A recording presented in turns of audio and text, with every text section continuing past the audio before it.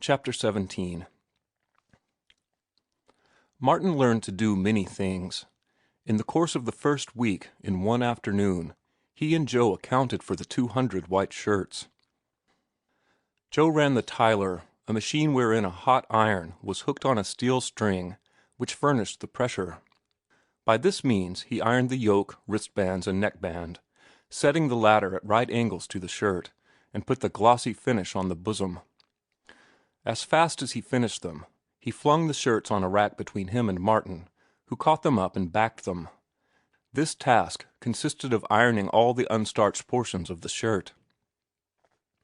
It was exhausting work, carried on hour after hour at top speed. Out of the broad verandas of the hotel, men and women, in cool white, sipped iced drinks and kept their circulation down. But in the laundry the air was sizzling. The huge stove roared red-hot and white-hot, while the irons, moving over the damp cloth, sent up clouds of steam. The heat of these irons was different from that used by housewives. An iron that stood the ordinary test of a wet finger was too cold for Joe and Martin, and such test was useless. They went wholly by holding the irons close to their cheeks, gauging the heat by some secret mental process that Martin admired but could not understand. When the fresh irons proved too hot, they hooked them on iron rods and dipped them into cold water. This again required a precise and subtle judgment. A fraction of a second too long in the water, and the fine and silken edge of the proper heat was lost, and Martin found time to marvel at the accuracy he developed. An automatic accuracy, founded upon criteria that were machine-like and unerring. But there was little time in which to marvel. All Martin's consciousness was concentrated in the work. Ceaselessly active, head and hand, an intelligent machine, all that constituted him a man was devoted to furnishing that intelligence. There was no room in his brain for the universe and its mighty problems. All the broad and spacious corridors of his mind were closed and hermetically sealed. The echoing chamber of his soul was a narrow room, a conning tower, whence were directed his arm and shoulder muscles, his 10 nimble fingers, and the swift-moving iron along its steaming path in broad sweeping strokes, just so many strokes and no more, just so far with each stroke, and not a fraction of an inch farther, rushing along interminable sleeves, sides, backs, and tails, and tossing the finished shirts, without rumpling, upon the receiving frame. And even as his hurrying soul tossed, it was reaching for another shirt. This went on hour after hour, while outside the world swooned under the overhead California sun. But there was no swooning in that superheated room. The cool guests on the veranda needed clean linen. The sweat poured from Martin. He drank enormous quantities of water, but so great was the heat of the day and his exertions that the water sluiced through the interstices of his flesh and out at all his pores. Always at sea, except at rare intervals, the work he performed had given him ample opportunity to commune with himself. The master of the ship had been lord of Martin's time, but here the manager of the hotel was lord of Martin's thoughts as well. He had no thoughts save for the nerve-racking, body-destroying toil. Outside of that it was impossible to think. He did not know that he loved Ruth. She did not even exist, for his driven soul had no time to remember her. It was only when he crawled to bed at night, or to breakfast in the morning, that she asserted herself to him in fleeting memories. "This is hell, ain't it?" Joe remarked once. Martin nodded, but felt a rasp of irritation. The statement had been obvious and unnecessary. They did not talk while they worked. Conversation threw them out of their stride, as it did this time, compelling Martin to miss a stroke of his iron and to make 2 extra motions before he caught his stride again. On Friday morning the washer ran. Twice a week they had to put through hotel linen, the sheets, pillow slips, spreads, tablecloths, and napkins. This finished, they buckled down to fancy starch. It was slow work, fastidious and delicate, and Martin did not learn it so readily. Besides, he could not take chances. Mistakes were disastrous. "See that?" Joe said, holding up a filmy corset cover that could have been crumpled from view in one hand. "Scorch that, and it's $20 out of your wages." So Martin did not scorch that, and eased down on his muscular tension, though nervous tension rose higher than ever, and he listened sympathetically to the other's blasphemies as he toiled and suffered over the beautiful things that women wear when they do not have to do their own laundrying. Fancy starch was Martin's nightmare, and it was Joe's too. It was fancy starch that robbed them of their hard-won minutes. They toiled at it all day.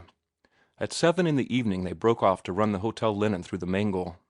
At 10 o'clock, while the hotel guests slept, the two laundrymen sweated on at fancy starch till midnight, till 1, till 2. At 2:30 they knocked off. Saturday morning it was fancy starch and odds and ends, and at 3 in the afternoon the week's work was done. "You ain't going to ride them 70 miles into Oakland on top of this?" Joe demanded, as they sat on the stairs and took a triumphant smoke. "Got to," was the answer. "What are you going for, a girl?" "No, to save 2.5 on the railroad ticket. I want to renew some books at the library." "Why don't you send 'em up and down by express? That'll cost you only a quarter each way." Martin considered it. "And take a rest tomorrow," the other urged. "You need it. I know I do. I'm plumb tuckered out." He looked it. Indomitable, never resting, fighting for seconds and minutes all week, circumventing delays and crushing down obstacles, a fount of resistless energy, a high-driven human motor, a demon for work. Now that he had accomplished the week's task, he was in a state of collapse. He was worn and haggard, and his handsome face drooped in lean exhaustion. He pulled his cigarette spiritlessly, and his voice was peculiarly dead and monotonous. All the snap and fire had gone out of him. His triumph seemed a sorry one. "And next week we got to do it all over again," he said sadly. "And what's the good of it all, hey? Sometimes I wish I was a hobo. They don't work, and they got their living. Gee, I wish I had a glass of beer. But I can't get up the gumption to go down to the village and get it. You'll stay over and send your books dawn by express, or else you're a damn fool." "But what can I do here all Sunday?" Martin asked. "Rest. You don't know how tired you are. Why, I'm that tired Sunday I can't even read the papers. I was sick once, typhoid. In the hospital 2 months and a half. Didn't do a tap of work all that time. It was beautiful." "It was beautiful," he repeated dreamily, a minute later. Martin took a bath, after which he found that the head laundryman had disappeared. Most likely he had gone for a glass of beer, Martin decided, but the half-mile walk down to the village to find out seemed a long journey to him. He lay on his bed with his shoes off, trying to make up his mind. He did not reach out for a book. He was too tired to feel sleepy, and he lay, scarcely thinking, in a semi-stupor of weariness, until it was time for supper. Joe did not appear for that function, and when Martin heard the gardener remark that most likely he was ripping the slats off the bar, Martin understood. He went to bed immediately afterward, and in the morning decided that he was greatly rested. Joe being still absent, Martin procured a Sunday paper and lay down in a shady nook under the trees. The morning passed, he knew not how. He did not sleep, nobody disturbed him, and he did not finish the paper. He came back to it in the afternoon, after dinner, and fell asleep over it. So passed Sunday, and Monday morning he was hard at work sorting clothes, while Joe, a towel bound tightly around his head, with groans and blasphemies, was running the washer and mixing soft soap. "I simply can't help it," he explained. "I got to drink when Saturday night comes around."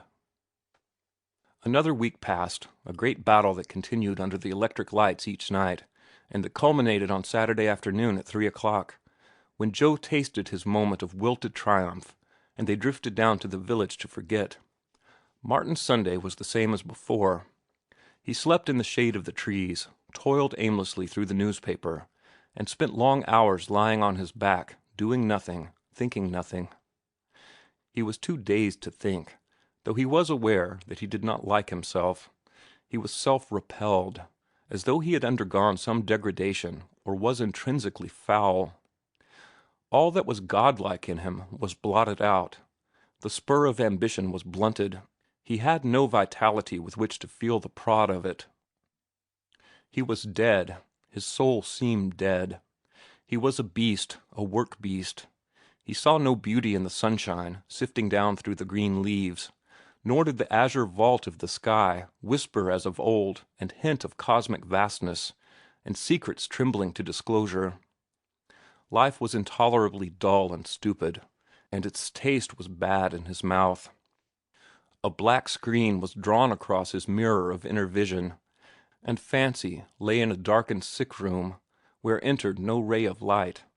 He envied Joe, down in the village, rampant, tearing the slats off the bar, his brain gnawing with maggots, exulting in maudlin ways over maudlin things, fantastically and gloriously drunk, and forgetful of Monday morning and the week of deadening toil to come. A third week went by, and Martin loathed himself and loathed life. He was oppressed by a sense of failure. There was reason for the editors refusing his stuff. He could see that clearly now, and laugh at himself and the dreams he had dreamed. Ruth returned his sea lyrics by mail. He read her letter apathetically. She did her best to say how much she liked them and that they were beautiful. But she could not lie, and she could not disguise the truth from herself.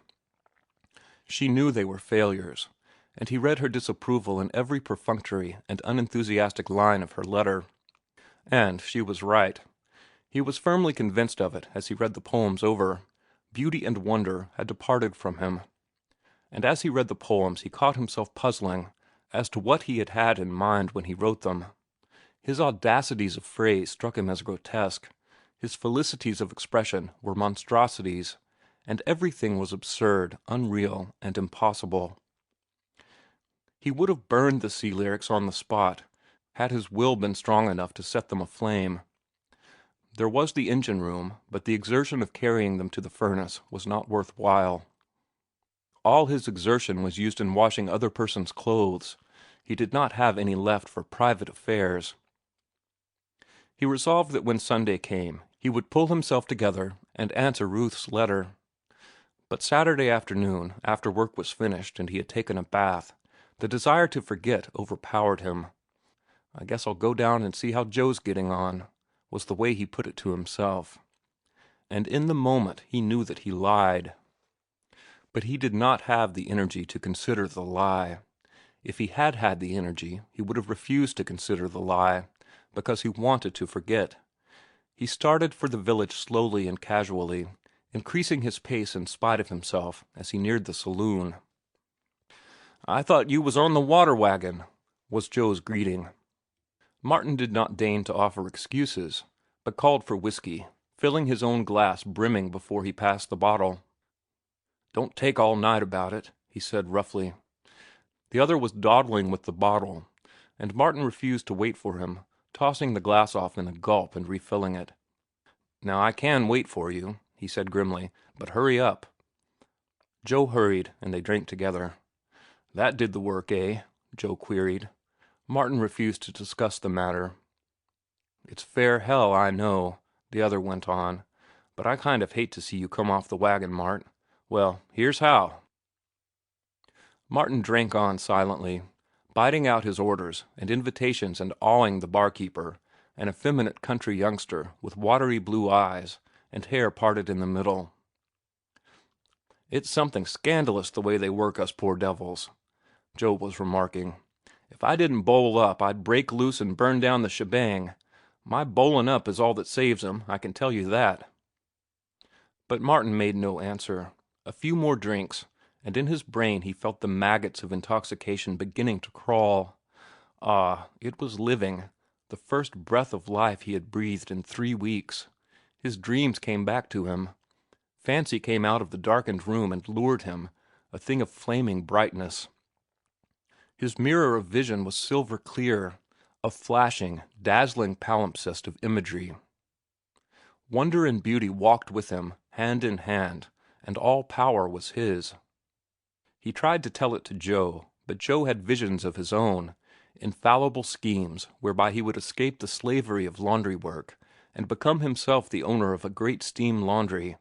I tell you, Mart, they won't be no kids workin' in my laundry, not on your life, and they won't be no workin' a livin' soul after 6 p.m. You hear me talk. There'll be machinery enough and hands enough to do it all in decent workin' hours, and Mart, so help me, I'll make you superintendent of the shebang, the whole of it, all of it. Now, here's the scheme. I get on the water wagon and save my money for 2 years. Save, and then—" But Martin turned away, leaving him to tell it to the barkeeper, until that worthy was called away to furnish drinks to two farmers who, coming in, accepted Martin's invitation. Martin dispensed royal largesse, inviting everybody up, farm hands, a stableman, and the gardener's assistant from the hotel, the barkeeper, and the furtive hobo who slid in like a shadow, and like a shadow hovered at the end of the bar. End of chapter 17.